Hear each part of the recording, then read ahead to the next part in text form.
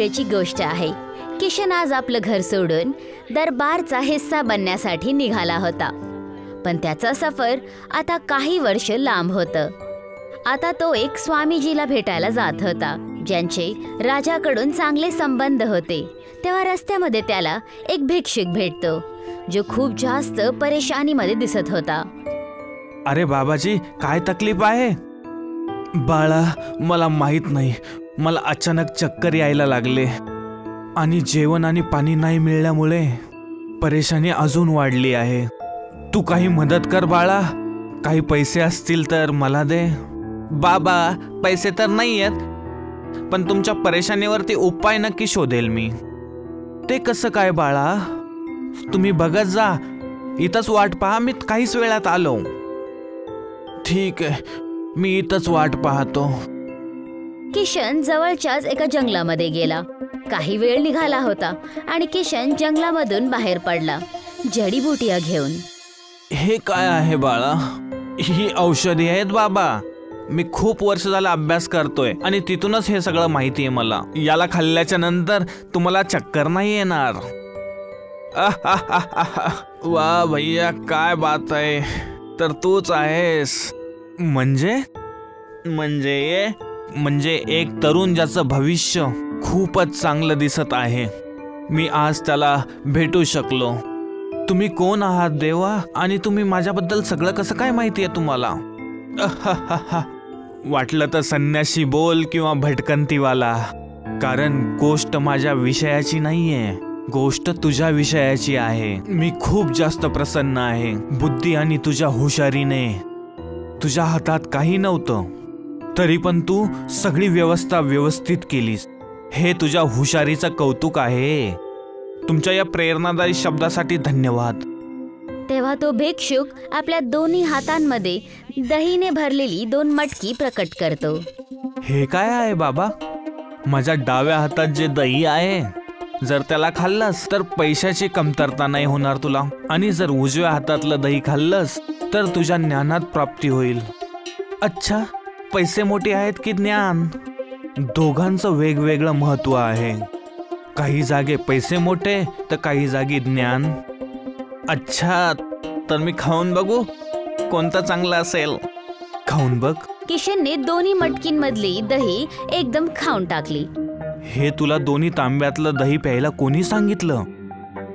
एकच प्यायची हे पण कोणी नाही सांगितलं ना बाबा. आणि तसं पण तुम्ही दह्याचे हे दोन्ही तांबे बरोबरीत ठेवले होते, तर मला कसं माहित पडणार याच्यातलं चांगलं कोणचं असणार? खूपच हुशार आहेस बाळा. तुझी हुशारी तुझ्या बुद्धीपेक्षा जास्त प्रसिद्ध असेल. तुझी बुद्धीच तुझ्यापेक्षा सगळ्यात जास्त तुझं महत्वाची आहे. जा, माझा आशीर्वाद प्रत्येक वेळेस तुझ्या सोबत असेल. प्रणाम बाबा.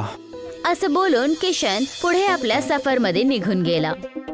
काही दिवसाचा सफर तय केल्यानंतर किशन स्वामीजींच्या घरी पोचला. किशन स्वामीजींच्या खोलीमध्ये बसून त्यांच्याकडून बोलत होता. स्वामीजी, मला राजा रामक्रीपच्या दरबारात जायचं आहे. मी ऐकलं आहे की ते खूपच बुद्धिवान आणि दयावान राजा आहेत. हा किशन, ते राजा तर खूपच हुशार आहेत. जे राजा म्हणजे पाहिजे ते त्यांच्यामध्ये आहे. तू त्यांच्या इथे जाऊन काय करू इच्छित आहेस? काही करायचं नाहीये स्वामीजी, पण तिथं जिंदगी चांगली असेल असं मला वाटत आहे, आणि लिहायचं मला आवड आहे. किशनने झोलीमधून एक पुस्तक काढून स्वामीजींना दिली. काही वेळ वाचल्यानंतर स्वामीजी बोलले. किशन, खरंच तू ही पुस्तक लिहिली आहेस? हो, नक्की. हे पुस्तक तर खूपच चांगल्या दर्जाची आहे. तू खरंच खूप जास्त बुद्धिवान आहेस, जर तू खरंच हे पुस्तक लिहिलं आहेस तर. हे तर सगळं देवाची कृपा आहे स्वामीजी. आता तुम्ही सांगा, मी राजा रामक्रीपला कधी भेटणार? वाट पहा पुत्र. पहिले मी तिथं जातो आणि मौका बघून तिथून कोणाला तरी पाठवून मी परत तुला बोलून घेईल. जसं तुम्ही बोलाल स्वामीजी, तोपर्यंत मी तुमच्या घरामध्ये काही काम करतो. अच्छा, आता मी इथून निघतो. किशन स्वामीजींना खूप जास्त मानायचा, पण त्याला हे माहित नव्हतं की स्वामीजी स्वतः त्याची पुस्तकचा हिस्सा बनायला जात होते. काही दिवस निघून गेले होते, पण स्वामीजीकडून काहीच प्रतिक्रिया नाही आली. किशनने विचार केला की आता त्याला चालायला हवं आणि किशन राजा रामकृपला भेटण्यासाठी निघून गेला. स्वामीजी कामामध्ये खूप जास्त बिझी झाले असतील, त्यामुळं माझ्याकडे कोणाला पाठवू शकले नसतील. तिथं त्यांची भेट झाल्याच्या नंतर त्यांना विचारेल. किशन राजमहलच्या द्वारपर्यंत पोहोचला आणि एक राज्यपालने त्याला विचार करण्यासाठी त्याला तिथेच थांबवलं. काय भैया, काय कामानिमित्त आलात? काही कामानी तर नाहीये, पण काही पुस्तक दाखवायला आले आणि आपल्या राजाला भेटण्यासाठी कारणाची तर गरज नाहीये ना. खूपच हुशार दिसत आहेस. तुझे पुस्तक पण चांगलेच असतील. तुला आत पाठवलं जाईल, तर एक शर्त आहे. आणि ती काय आहे? जे पण बक्षीस भेटेल ते मला अर्धी द्यावी लागेल. किशनने काही विचार केला आणि मग बोलला, ठीक आहे भैया, अर्ध बक्षीस तुमचं. आता तर मी आज जाऊ ना? खूपच हुशार आहेस, चालल्या जा. शेवटी महिन्यानंतर किशन आज सभामध्ये राजा रामकृपच्या समोर जाऊन पोचला. काय आहे? तू कोणत्या कारणासाठी इथं आला आहेस? तुझी समस्या सांग. हे राजा, मला काही समस्या नाहीये. मी फक्त माझ्या राजाला भेटायला आलो होतो आणि आपल्या डोळ्यांनी त्यांचं दर्शन करायचं होतं मला. सगळे इथं प्रश्न घेऊन येतात, पण तू इथं फक्त मला बघायला आला आहेस. विचार केला की काही तुमच्याशी बातचीत करू. बोल, काय बोलणार आहेस?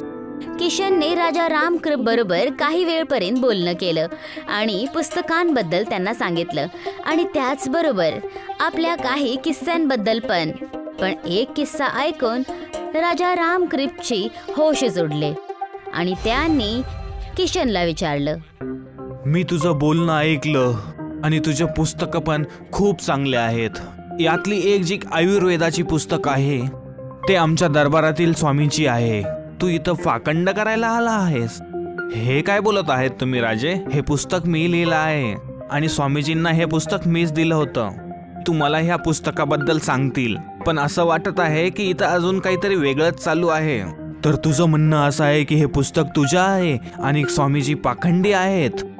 हो राजे, आता तुम्ही त्यांना बोलवा, मी लगेच साबित करतो की हे पुस्तक माझे आहे, ज्यामुळं सगळ्या गोष्टी तुम्हाला व्यवस्थित दिसतील.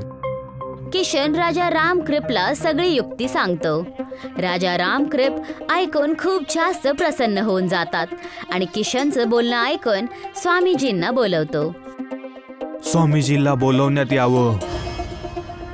काही क्षणांमध्ये स्वामीजी सभामध्ये येतात आणि किशनला बघून चौकून जातात. प्रणाम महाराज. तू किशनला ओळखतोस का? आणि तू जे पुस्तक दाखवलं आहेस ती किशनची आहे का? नाही महाराज, ते माझं पुस्तक आहे. ह्या मुलानं एका महिन्यापूर्वी हे पुस्तक माझ्यापासून चोरलं होतं.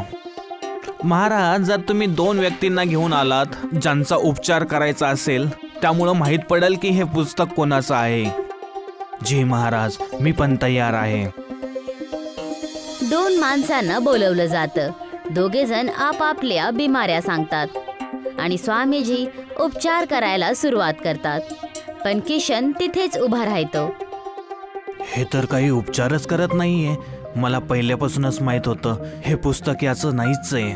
एवढ्या कमी वयात एवढं पुस्तक कोण लिहू शकतं?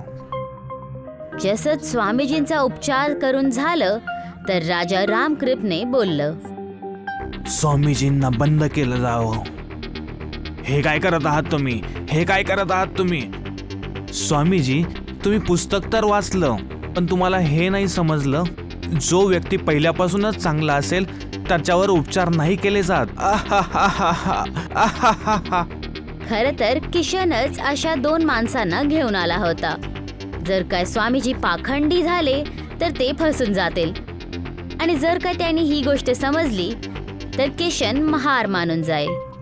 नाही, दया करा महाराज, दया करा. घेऊन जा याला.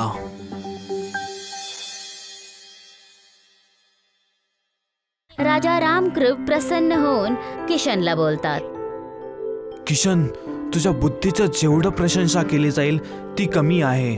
सांग, काय बक्षीस पाहिजे तुला? तुला जे बोलशील ते भेटेल. 100 चाबूक. काय? तू माझी क्षमता पाहतोस? महाराज, खरं तर मी तुमच्या द्वारपालाशी त्याच्या बोलण्याशी वादा केला होता. जे पण जिंकेल ते अर्ध त्याला देईल. तुम्ही 50 चाबूक मला मारा आणि 50 द्वारपालाला. द्वारपालला आत बोलवलं गेलं. जसंच त्याला बक्षीस बद्दल कळालं, तो रडायला लागला. माफ करा महाराज, माफ करा. घेऊन जा याला आणि याचं पूर्ण बक्षीस द्या याला. द्वारपालच्या जातानाच राजा रामकृप आनंदात बोलतात. तू तुझ्या बुद्धीचा वापर खूपच चांगल्या प्रकारे केला आहेस किशन. ज्या प्रकारे एक भ्रष्ट लोकांमुळं एक राज्य संपतं, त्याच प्रकारे जर तुला हातातून जाऊ दिलं तर हे राज्यासाठी खूप हानिकारक असेल. तर सांग, माझ्या दरबारात काम करशील? राजे, मी ह्याच कामासाठी घरातून बाहेर पडलो होतो. जर स्वतः बोललो असतो अभिमान असला असता. आणि हे पण समजून घ्यायचं होतं, तुमच्या कौशल्याबद्दल ज्या गोष्टी सांगितल्या जातात त्यामध्ये किती सत्य आहे. मी माझ्या डोळ्यांनी पाहिलं. कला आणि कौशल्याचं तुमच्या दरबारामध्ये स्वागत आहे. आणि सोबतच आणि त्या द्वारपाल सारख्या भ्रष्ट व्यक्तीसाठी काही जागा नाहीये. तर या, तुझं स्वागत आहे रामकृपच्या दरबारामध्ये. ह्याच्यानंतर कृष्णने जीवनभर आपल्या बुद्धीचा वापर करून राजा आणि राज्याची सेवा केली. खरंच बोलतात, बुद्धी कुठल्या पण धनपासून कमी नाही आहे. ही प्रत्येक परिस्थितीमध्ये तुमच्या बरोबर राहील आणि दुसऱ्या धनसारखी कमी पण नाही होणार.